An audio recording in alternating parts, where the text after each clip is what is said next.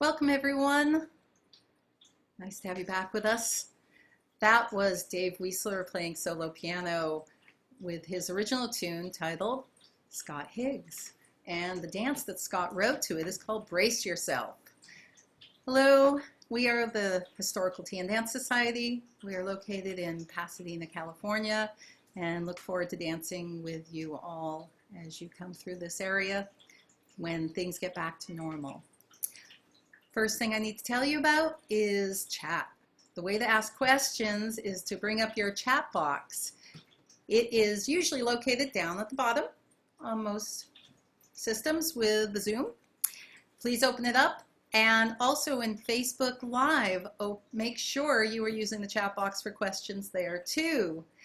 We have Lindsay, who is helping us with making sure all your questions get answered in the appropriate spot in the talk. And we have been growing so much, we have taken on 2 team members, Renee and Larry. They're just going to say a quick hello. They're going to be working behind the scenes. And Renee did not turn on, but that's okay. She's behind the scenes anyways. There she is. Thank you both for coming and helping us. We really appreciate it. We are growing, and we really appreciate that. And we're glad that everybody's enjoying this talk so much. So thank you. All right, I'm going to, remember to stick around for the after chat. And we post the link. Not only do we post the link on Historical Tea and Dance Friends page, but we will be posting it in the chat box. And we're doing something different this time because a few of our friends got Zoom bombed. So now we're asking people to do a very quick, click on the link, do a very quick registration. You just put in your name and the password, which we will be listing as the magic word. And that should get you right to it and right in. And that starts just a couple minutes after this ends. So with that being said, let me give you a quick bio of our wonderful guest this week. Scott Higgs began dancing in college and started teaching soon after. You're gonna like this story. For over 25 years, he has traveled the world calling for Contra and English country dances. He's called in 25 states and 6 foreign countries.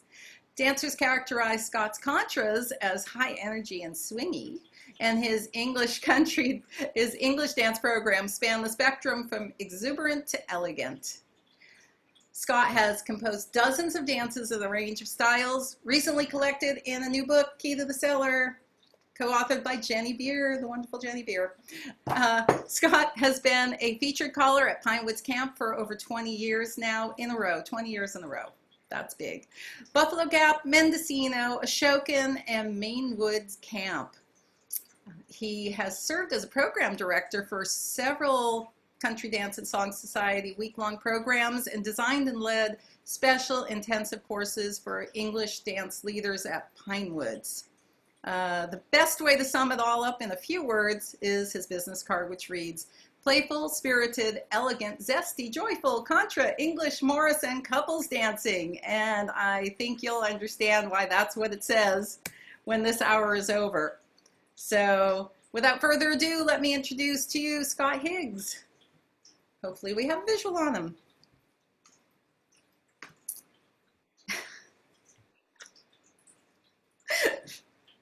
Well, we don't. Where are you, Scott? He's hiding. There we go. Hi, Scott.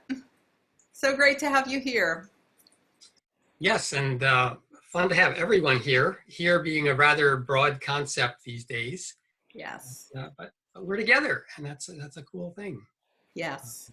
So I think without further ado, I will jump right into thing number 1, unless there was something that you wanted to say up front. I just want to make sure. Actually, there was. I thought about it and talked with a friend, and I thought a little bit of a preamble before item 1 might just put things in context. Sounds great. So the preamble's about English country dancing in general. It's a big theme for all of us who are here. I think we're pretty much steeped in it, excited about it. And what's often, we get excited about things and we don't necessarily notice how how we draw different things from this experience. And there are folks who are very excited about history. There are folks who are very excited about lively movement or elegance. And so over this series, it's kind of fun that we have people bringing their different perspectives on these same topics over and over. And that's the self-conscious for me was saying, well, one of my key topics is about music, but other people have talked about music. What am I going to bring to it? And it's not that I'm bringing something that's new or insightful so much as, oh, here's another angle. This is the way Scott looks at it. This is the way Scott thinks about it. And the illustration for that is the first time I was invited to call at Pinewoods. And I have Bruce Hamilton to thank for that. He took a gamble on me. And that English week, the three English leaders were Bruce and Helena Cornelius, who was always at Pinewoods, always led the advanced class, and me. And of course, when I was leading, more than 2/3 of the people in the room had been dancing longer than I had been alive. So it was a little scary.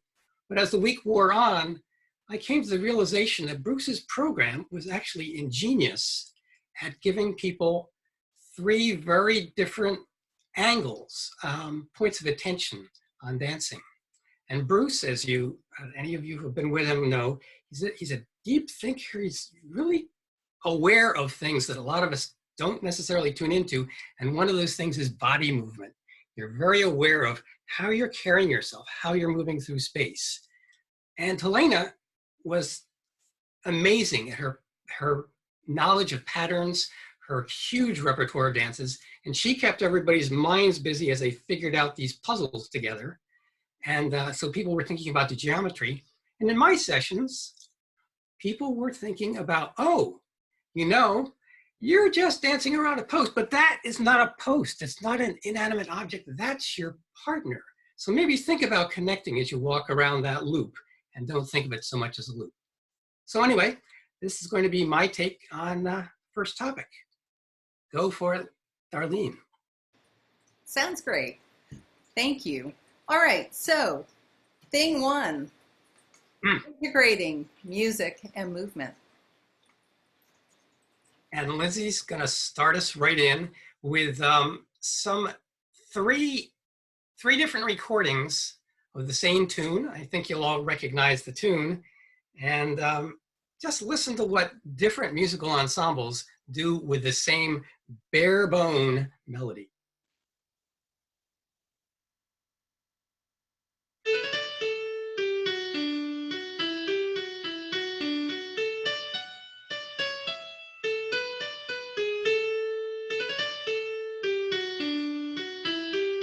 Anyone name that pianist?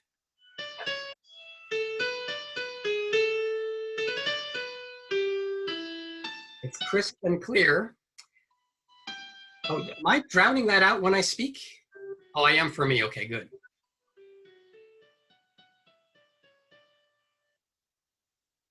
What you are listening to is actually computer generated. That's the bare bones. It's danceable. Live musicians.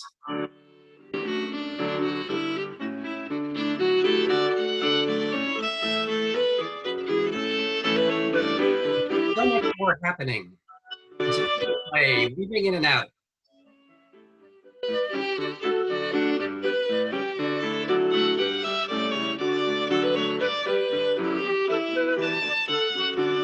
Donaldson's CD, Music Echoes. Becky. Now we'll do something that very few of you have heard before.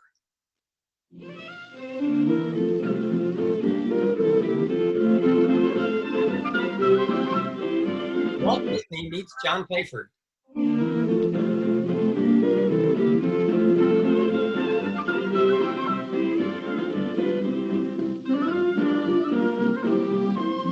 always picture Bambi kind of frolicking through the woods with Thumper as he's going by.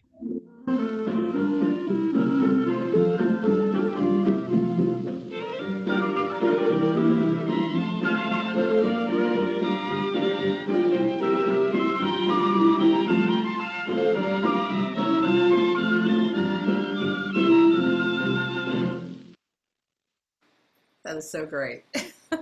That's fun. And of course, that recording was made. We don't have credits to give for it. You know, sort of the English Dance Orchestra on a 78 that was made, I think it was probably after the Second World War, but not by much. So people have been playing this music a long time, and they each bring something to it. And I guess that's the primary theme here, is the musicians have just a bare melody to work with, and maybe someone's written chords in above it, or maybe they choose different chords. And given that very modest material to work with, they put their imagination, their experience, their range of techniques to explore the potential and where that can go. And that creative process, if you've ever kind of sat out a dance and watched what's happening on stage, it is joyful. It is full of interplay and connection, and somebody tossing out an idea and someone else picking up on it, and then someone riffing on that. And they're having a grand time up there. And we love listening to it. It's so engaging. It's not the same thing over and over and over. And what I like to explore is what it's like for us as dancers to find our own way of fitting into that creative process. What are we doing as dancers that's not just following the bare bones line of this is the path, I'm traveling from here to here and I'm going around this loop, but, oh, hey, this time I'm going to speed up around this bend, or I'm going to visit somebody over here as I go around them, or, oh, hey, that person over there just did this interesting way of turning single. What happens if I try that? And having that kind of conversation over the course of the dance is an important theme for me. Looking more basically at choreography, which is when you get to sit back and look and think about how does music and movement fit. The music we were listening to before the session was Dave Weisler's tune. He wrote the tune for me, and it was kind of expected that I would write a dance to it. And I can't tell you how many dances I wrote to that tune over the course of about 10 years, and kept trying. And there were dances that, you know, they worked fine, but something the music was saying, you know, something exciting has to happen right here. Or, oh, you know, this is the calm moment, or this is a particularly, a change of mood. And you want to reflect that change of mood in the dance. So finally in 2016, 10 years later, Brace Yourself came to life, and it was actually named at a dance. When I presented, before I taught the dance, I said, brace yourself. There's a lot happening in this dance. And at the end of the dance, I said, and it doesn't have a title yet. What do you think we should call it? And people said, Brace Yourself. So that's one angle on choreography. There's just one more thing I want to draw attention to in this area, which is the old dances. And this, could you bring up, Lindsay, the Godwin's Maggot? I don't just dance and create new dances from scratch, but also there's a lot of fun in looking back, in this case to 1710, to the old material, and saying, there's a pattern. It looks engaging. It's got nice pacing to it. But you know, we don't do triple minor dances. It's just sort of not the modern way. There's all this standing around for the threes. Very few people get to be ones. And then I saw other potential in it. I thought, oh, you know, we could have a turn single here, and this would flow into that movement. And eventually what happens is that this old triple minor with a so-so tune evolved into a duple minor with all the same moves plus some.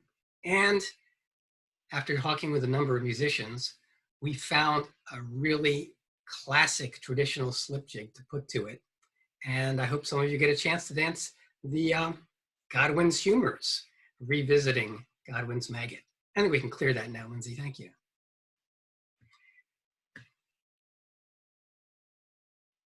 What else is happening in music? I just mentioned it in the sense of choreography, but I have another story about dancing at Pinewoods with Sue Salmons. A few of you will know her and remember her. She's from an earlier generation of dancers. I think this instance was when I was probably 30 something, and she was in her 70s is my guess. And we were dancing Jacques Latin. For those of you who know the dance, there's a hey on one side and a hey on the other side. And then the first couple are traveling. They cross with partner, loop down the outside, and cross with partner and loop down the outside, and then boldly dance up the center. And I noticed as I was dancing with Sue that she didn't just cross and loop around and cross and loop around, but there was a surge and then a receding as she looped around. And as we crossed, we surged and then we looped around. And it wasn't quite as dramatic as I'm making it there, but it gave an entirely different shape to the movement. And I was just thinking, wow, it's taken something that was lively and forward moving and just added a new dimension to it.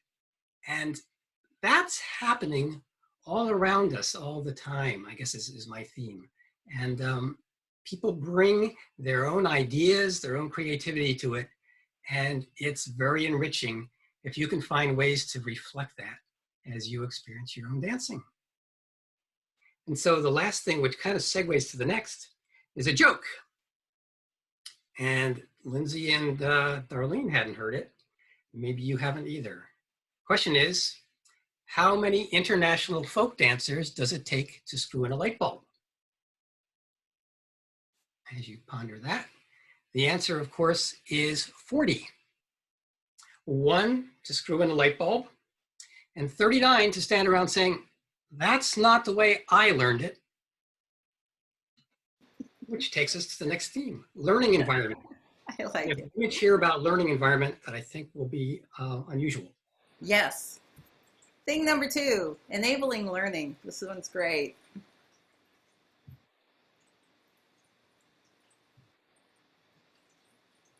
So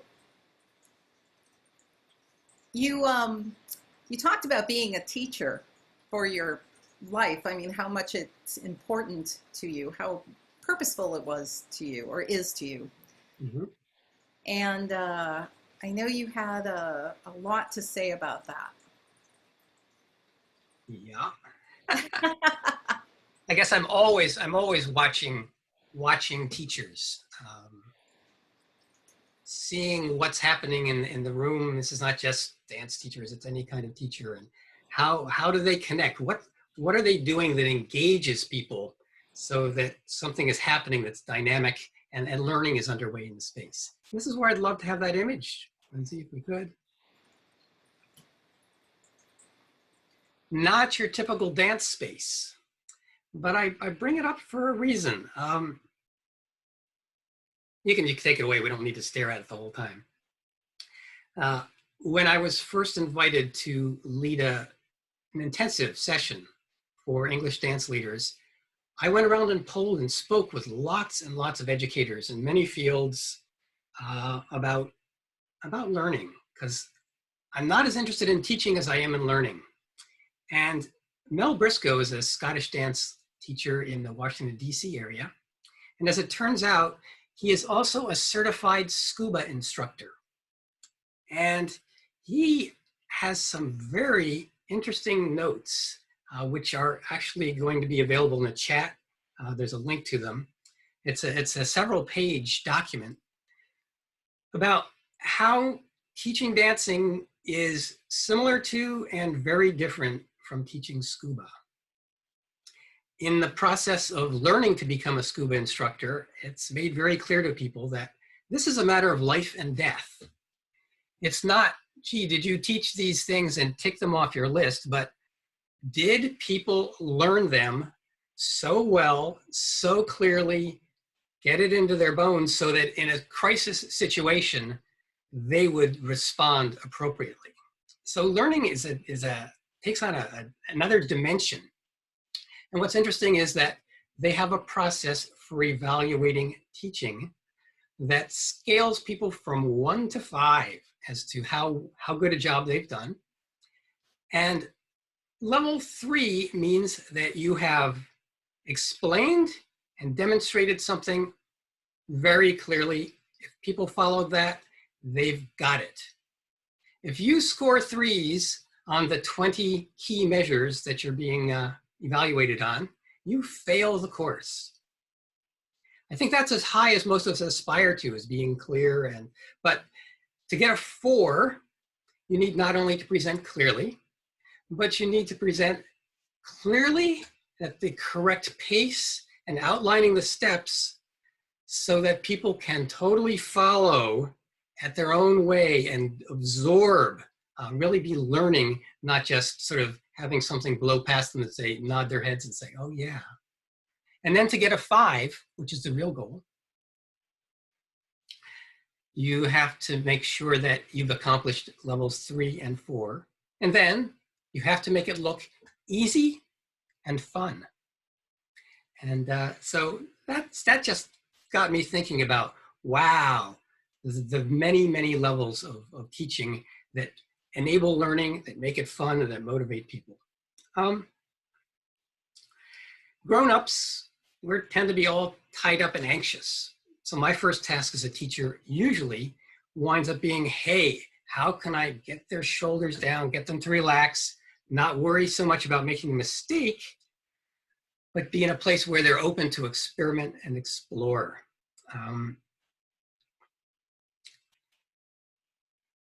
The fun things in this are when we get to take ourselves out of our customary patterns. So some of the things I do is take people, and 1 dancer out of 4 will be blindfolded, or they'll just close their eyes because we'll take turns.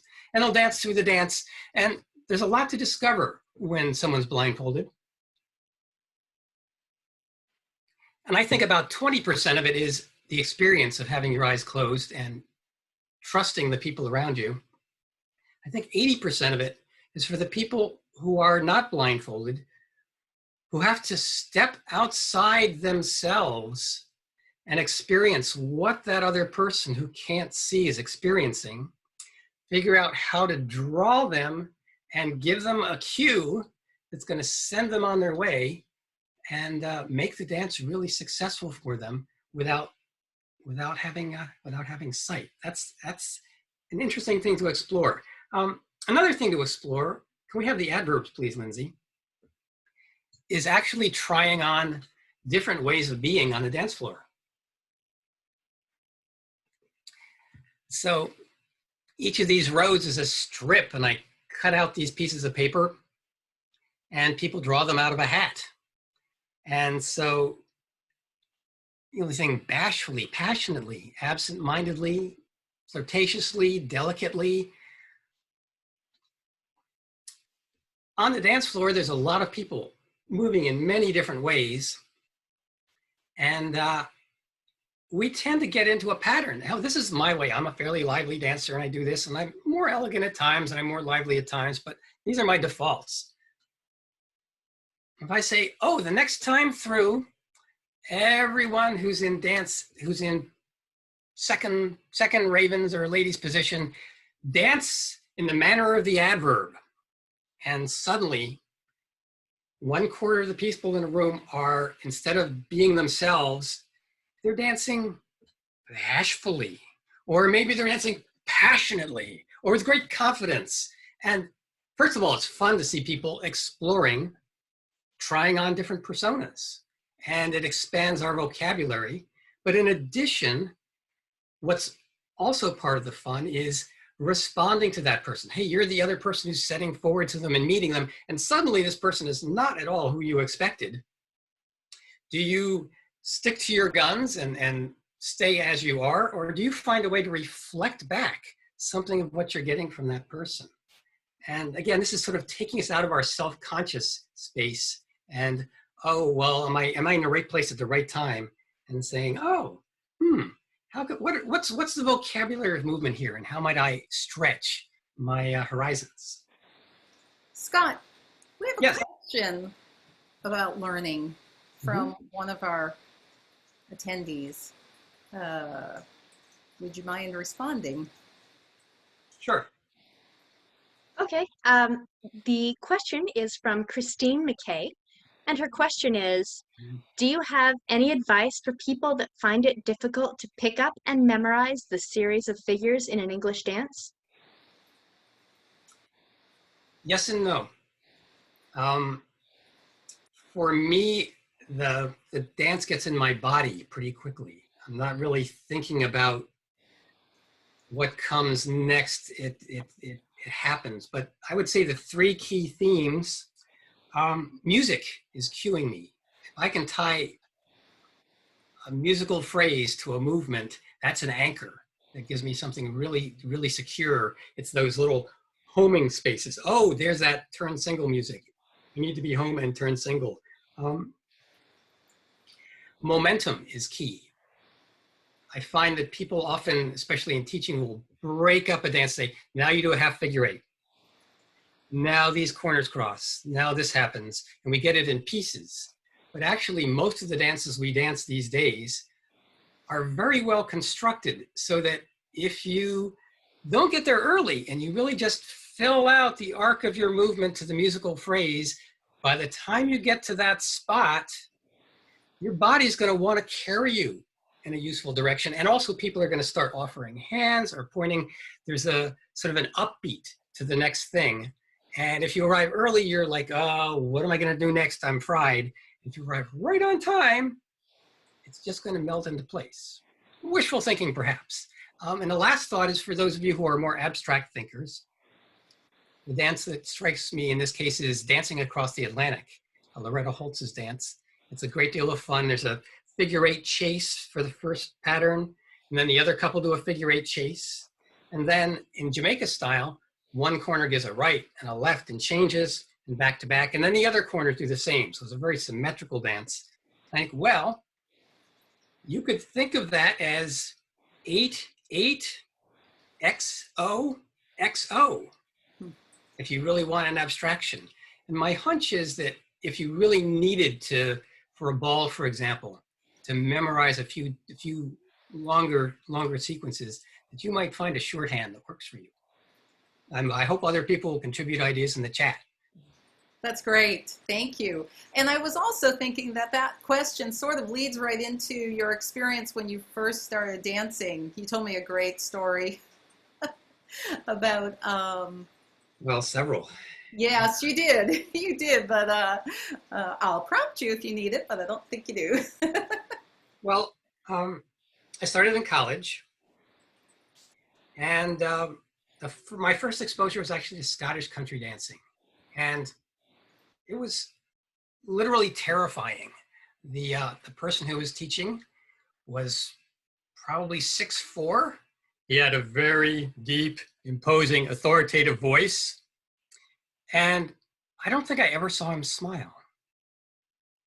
And so we were on edge all the time.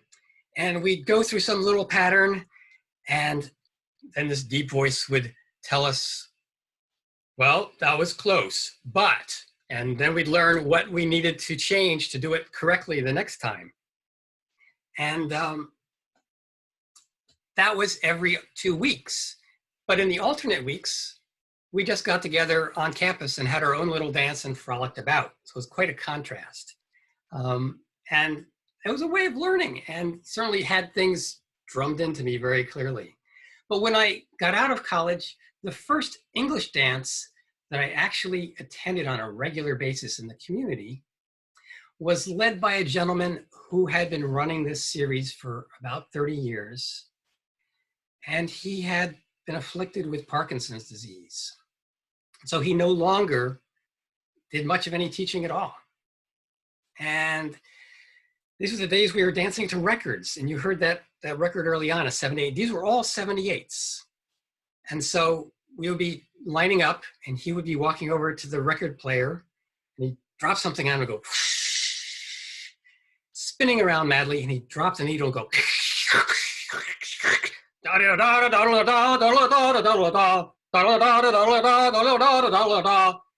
he'd lift the needle off, he'd turn back to face us all, and he'd say, "You all know this one." And then he'd go back to his record player, and he'd drop the needle. And we figured it out really quickly.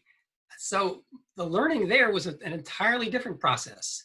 Rather than being told, oh, this is the right way, and this is what to do, and this is where you need to be at this point in time, it became a cooperative event oh my gosh, who in this group has an idea of what the first move is? And somebody would start moving and the rest of us would follow suit. You know, we'd mimic, monkey see, monkey do. And we'd try something and, oh, that didn't work so well. Well, let's try this other thing the next time. And over the course of that experience, first of all, we really learned to associate the tunes and the dances. But also, rather than learning techniques and things to do, my learning came from modeling my movement on the movement of the best dancers in the room. And that's a very different way of learning and was very potent for me. And also notably, as the leader's ability to teach diminished, his habit of always coming back to square one when there's a new person and teaching siding and set and turn single in great detail, when he cut back on the teaching and then gradually eliminated it, the dance grew and more people came. So that's my experience.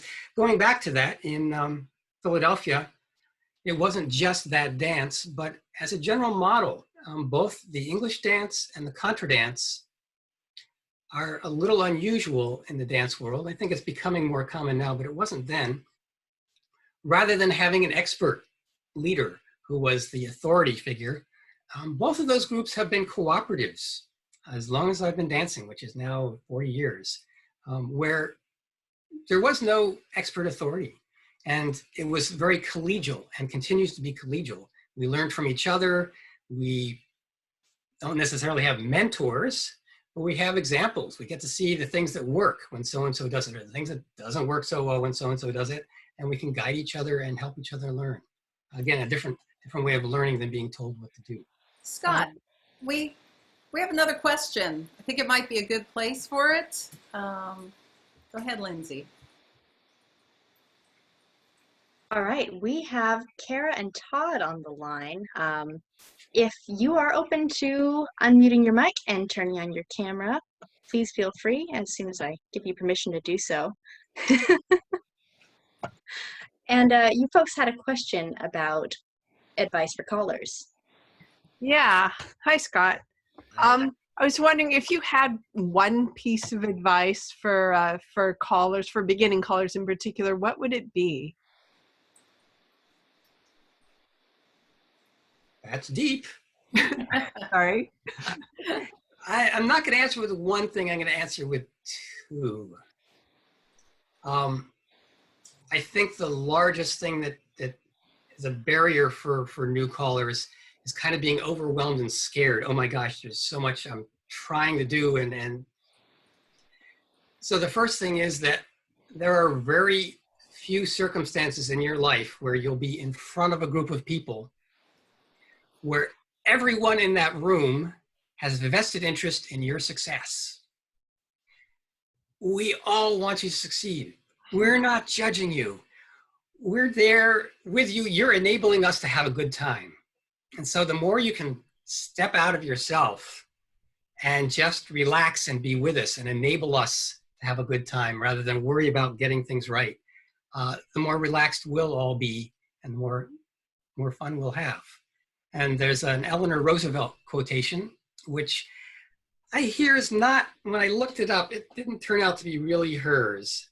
But I don't have it in front of me, but I'm gonna wing it. You'd worry far less about what other people think about you if you realized how seldom they do. So that's my advice when you're standing in front of people and feeling like, oh my gosh, what do I need? What you need is your good spirit, your desire to help people enjoy this dancing. All right. Thank you so much. I love that. I love that. Thank you both. And, I'm gonna remind you to, or ask you to tell us that great story about when you started calling. Oh, that one. Sure. I guess we're gonna hop past the eval form and go to Grimstock, Lindsay. You bet. One moment.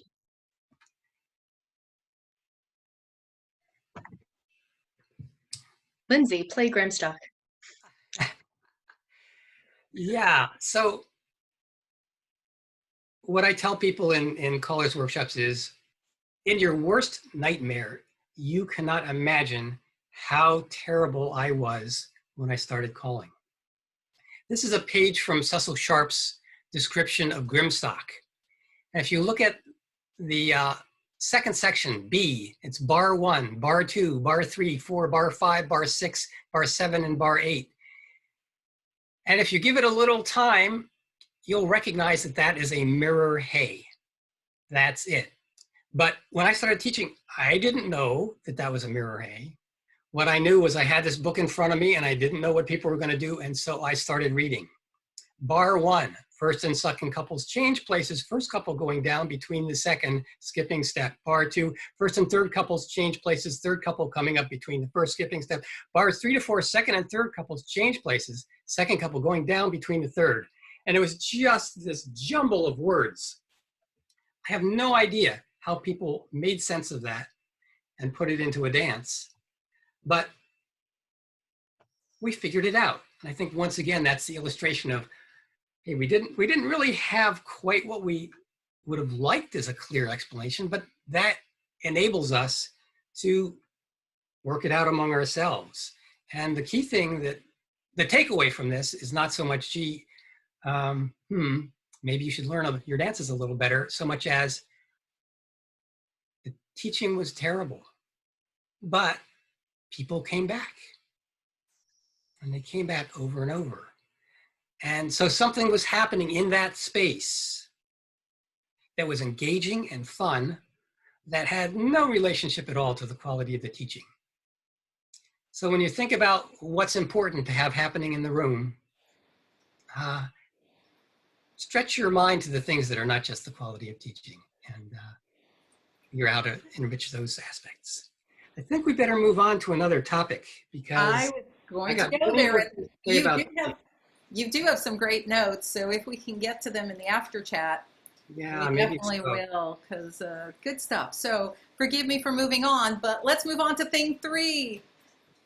I like this one, keeping the play in Playford. Sounds like you. So yeah, I don't know how many people, raise your hand. I can't see anybody, of course, but raise your hand if you've gone English country dancing in Nebraska. Not me. When I looked online, I didn't see any CDSS affiliates in Nebraska. I've danced a lot of places in North America and elsewhere. But when I went online looking for an illustrative video, I found a wonderful and charming YouTube from a dance in Nebraska. So I'd like us to take 30 seconds and see what's was happening in Nebraska in 2014.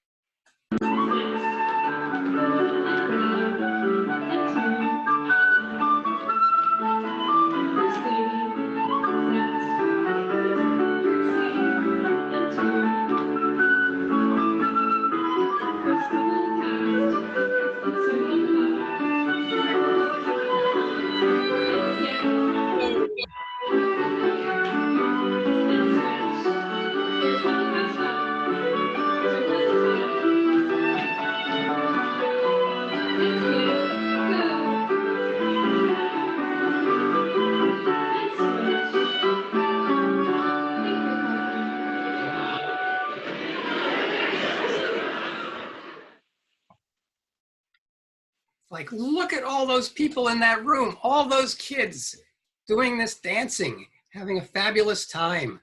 I find that pretty inspiring. And most of us know Shrewsbury Lasses is a dance that encourages play. When you honor, and you maybe honor a different way. If you're being honored, you could be kind of bored, or it's got some scope for play in it. And people the age in that video are expected to play. That's a big part of how they learn. For adults, play gets a little edgy. It's kind of transgressive. It's not. We're not all suited to that. And you have questions about, well, how far do you go? And back to the learning experience, when I talked about where I learned my English country dancing, the places where we were figuring it out on the fly gave us the sense that, you know, it's not going to be right the first time. It's probably not going to be right the second time. But in the course of that, we had opportunities to experiment. And we also didn't feel as regulated in, oh, this is where we're supposed to be, but finding alternative paths to get there.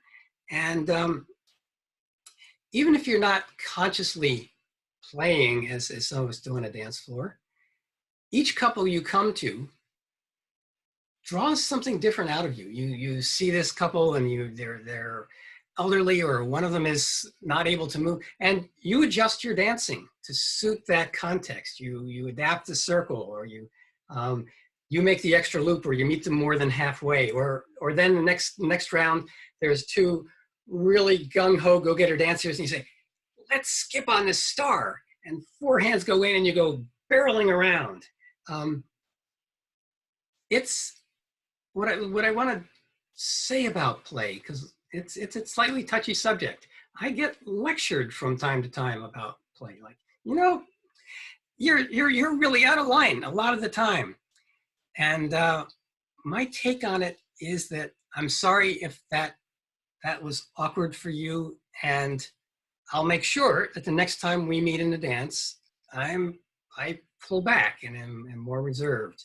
But that's not everybody. Some people really respond with their own playback, and that's wonderful fun. The play for me it's an invitation. It's an invitation to, here's my little bit, just like the musicians when they're going along a tune and someone tosses in a little chromatic scale, and then the other person says, oh, you know, I can do a little something over here. And it becomes a conversation. It enriches what's going on among those four people. And I always tell them, what would it be like if the musicians executed the exact same tune the exact same way every time? It would be pretty dull. And I feel that way about dancing, the same sequence over and over. So play is about not necessarily executing it well, but to find what's the little spark that you can offer that might brighten someone's day or someone's moment, or the surge across that, oh, hey, I picked up on something when you did that. I'm going to explore that too. I guess the last thing on play is the last. No, oh, we have another nice video coming up. Almost. Play works best with familiarity. If you're learning a lot of new repertoire all the time, it's pretty much all we can do to just get ourselves through the geometry successfully, get it, and we might do it some more and be able to phrase it with music nicely. I always try to have a few dances in the program that I know people can just dance. A large number of people in the room are going to be very comfortable and familiar with it. And that opens the scope to explore and have a different kind of time. This is a dance. We talk about young people playing and exuberant. I think, well, you know, I'm over 60. A lot of the people in my dance group are over 60 too. And there isn't much skipping that goes on, and there's not much lively. And I'm a counterbalance to that. I like to think, let's not drag all our tempos down slower and slower, because that accommodates the slowest person in the room. But maybe we can see what sparks can come up and enliven someone who might not be moving that way in their everyday life. And so in England, a lot of these folks started dancing probably at an age even younger than I did. And I'm sure this gentleman is a bit older than I am. And this is what he created for a solo dance as part of the contribution to solo dancing in COVID time.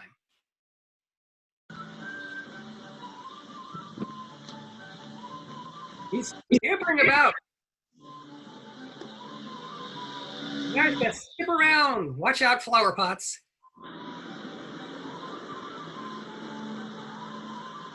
At the sheepskin hay from Picking Up Sticks, if you recognize it.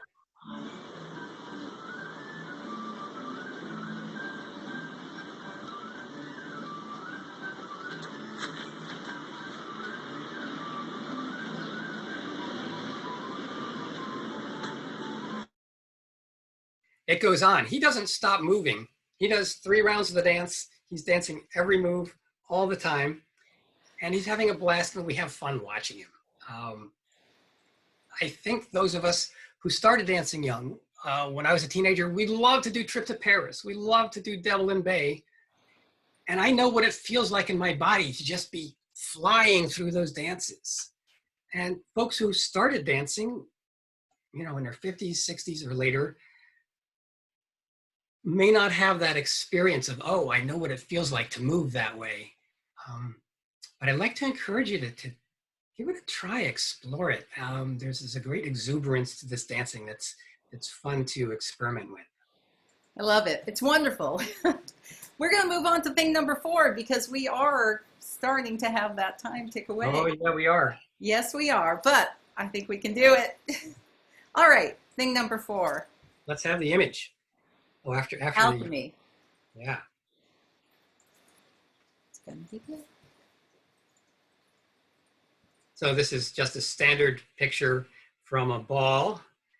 Many of us have been in these situations. This particular one is from the Seattle ball. I liked it because I could take the picture from overhead and you could really get a sense of it. I think that's enough, actually. We know that sense, and this is about, alchemy is about magic. And we experience magic different ways, different things bring it out. Maybe you were wearing an amazing 18th century gown and it was this historic ballroom.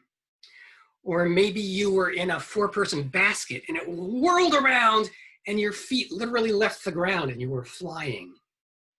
Or maybe you were just in a more modest space and things clicked and you came around the bend and you reached out to your partner and that 2-hand turn was so connected and your timing was so synchronized that you were just savoring the delight of really dancing in sync with the other dancers. These moments come along and we find different things exhilarating. And one of my goals as a leader is to find the ingredients that are going to create a space, an environment where this magic can happen for different people, for different reasons.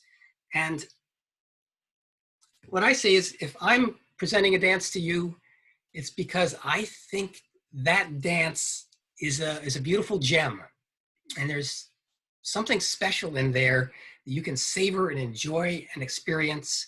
And maybe it's not going to be life-changing to you this time or the next time or the next time, but for someone it might be. And so each dance wants to get in a program a very special setting, like setting jewels. If we've just done, the example I come up with is, if we've just done Mary Kay, we've had this driving tune and it's an exotic C minor and interesting things are happening and all kinds of exotic interplay, and we're all kind of whoa, wow at the end. The next dance does not want to be another wow dance. We can't do all wow dances or each one starts to lose its specialness. So maybe the dance after that is something that's peaceful in a major key. And maybe that's Autumn in Amherst. Totally changes the pH in the room.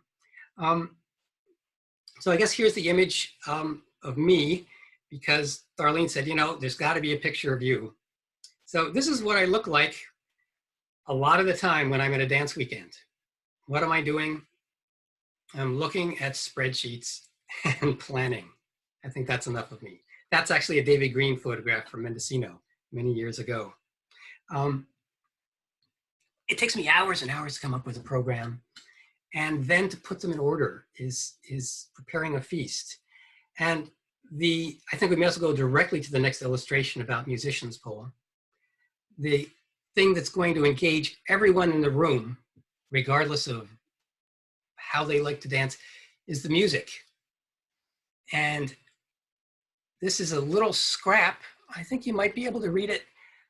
This is what I handed out before a dance to Bare Necessities. And I would like to know beforehand, gee, what are the dances that are a real joy for this band? Oh my gosh, I look at companions, everybody has a plus. And what are the dances we could pass over and that would be just fine? Oh, Good Man of Cambridge. Look, someone loves Good Man of Cambridge, someone puts a minus. I guess we won't do that tonight. If in the course of the program, there's a dance that's a little involved and complicated or that's a little difficult or dancers need a refresher, hey, I'm gonna look at this list and say, let's do The Collier's Daughter.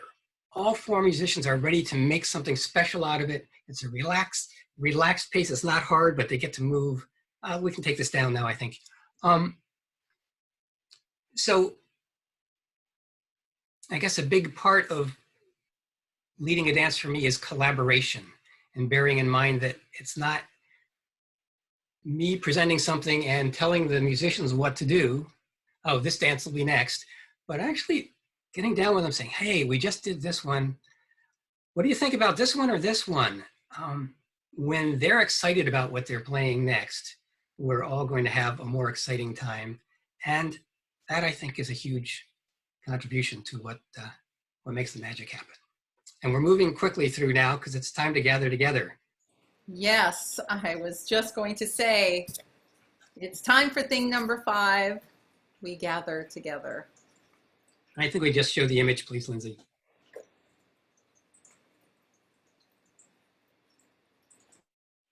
It's a heartwarming image. It's Pine Woods. It's Campers Week. It's one of those sessions where people of all ages come, and it's particularly sweet because there's much less contrast between the people who are the experts, of the teachers, of the musicians.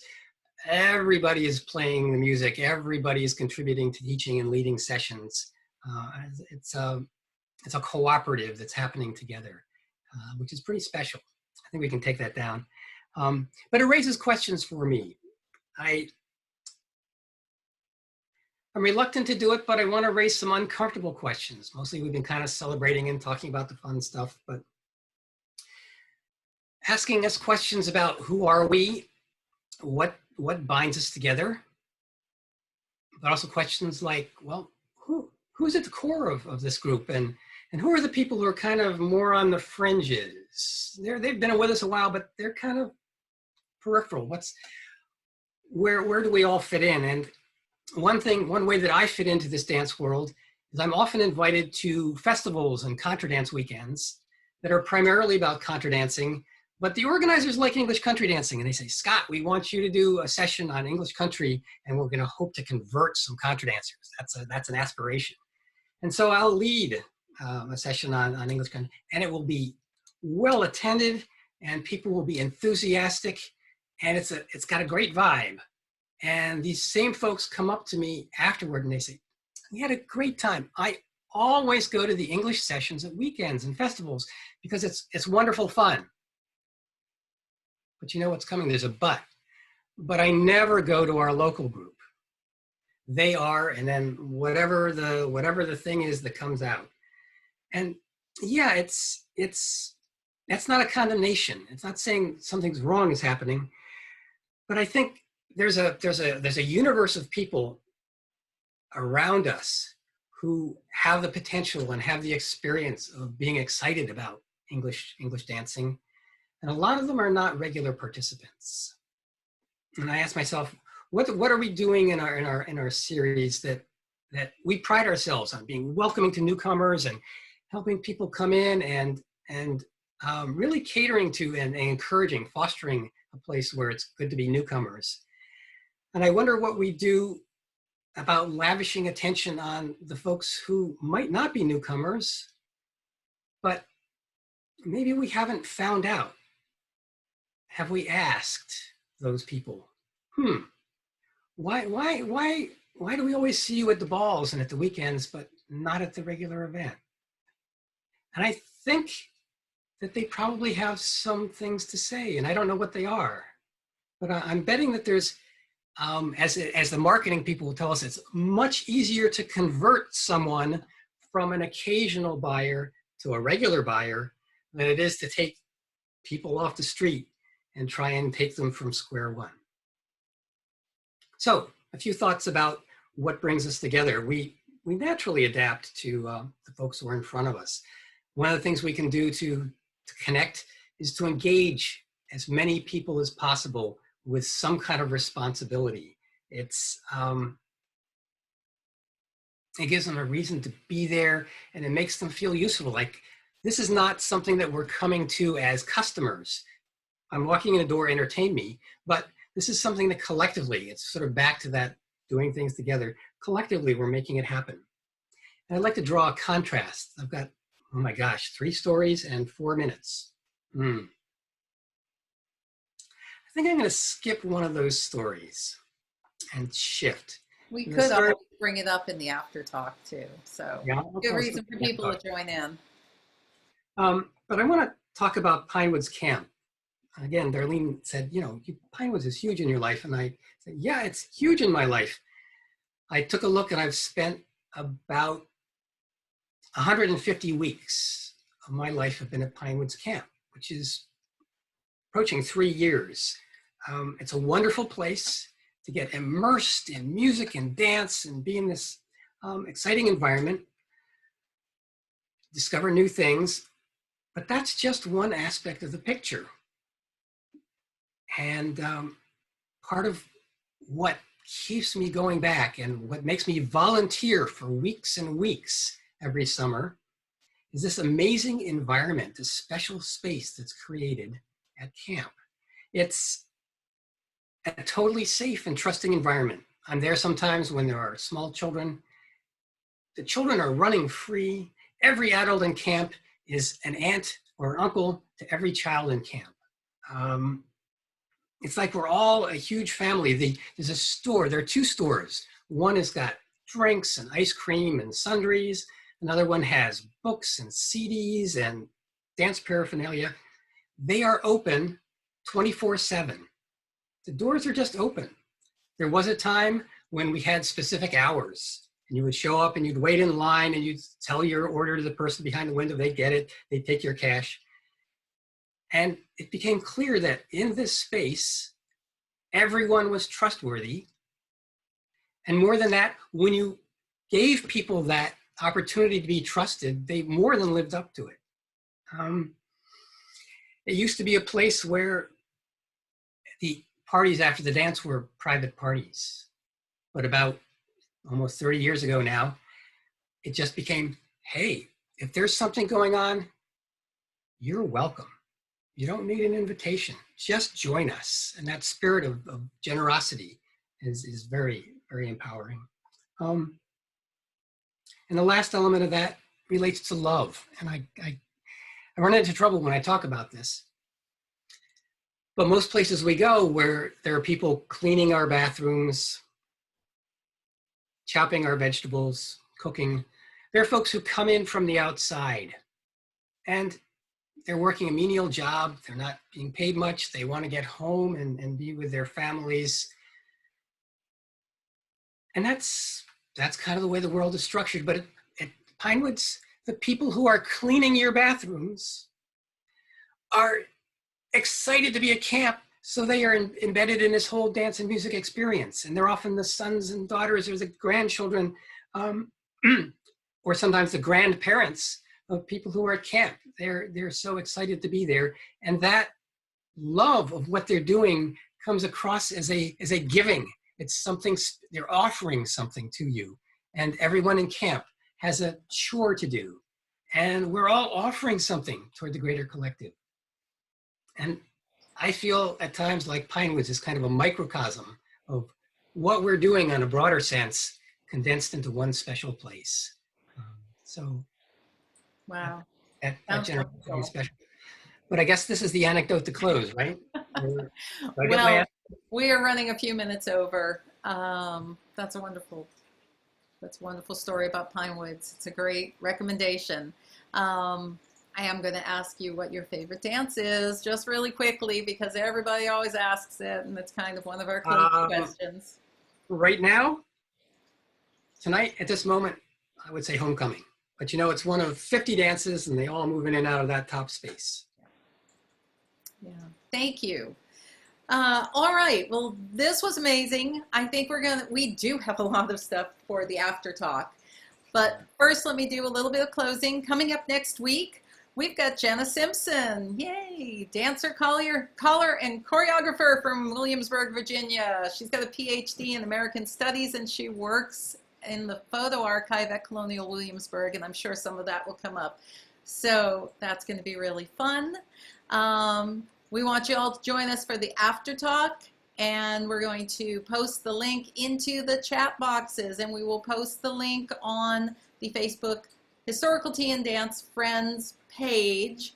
You do need to register. So we're going to let Scott, thanks Scott so much, of course, for joining us. A lot of work, you know, they talk about us doing a lot of work. A lot of work goes into this for the speakers. This is very heartfelt, and we so deeply appreciate it. We are going to do a closing donations, but we're also going to let Scott say something. But before he does that, I'm going to tell you that the exit music is Wooing Mary, tuned by Eric Scott, and it's Hold the Mustard, which is Daniel Beerbaum, Barbara Greenberg, Paul Prestipino, Eric Scott and Marge Scott, and the dance that goes with it is Wooing Mary. And Scott had something a little bit different to say about donations, and we're going to close with that and with the exit music. So, and we'll see you all in the after talk just a few minutes after that. Scott, please go ahead and say what you wanted to say. Yeah, it was hard to think about this because there's so much going on. We're in a troubled time. So I have 3 thoughts to offer. Make of it what you will as options.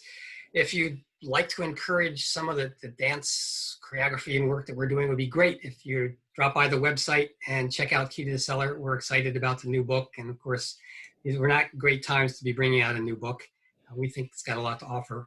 The second thought is, of course, be attentive and aware of supporting CDSS, the national organization, supporting musicians whose income has been reduced, supporting your local dance groups.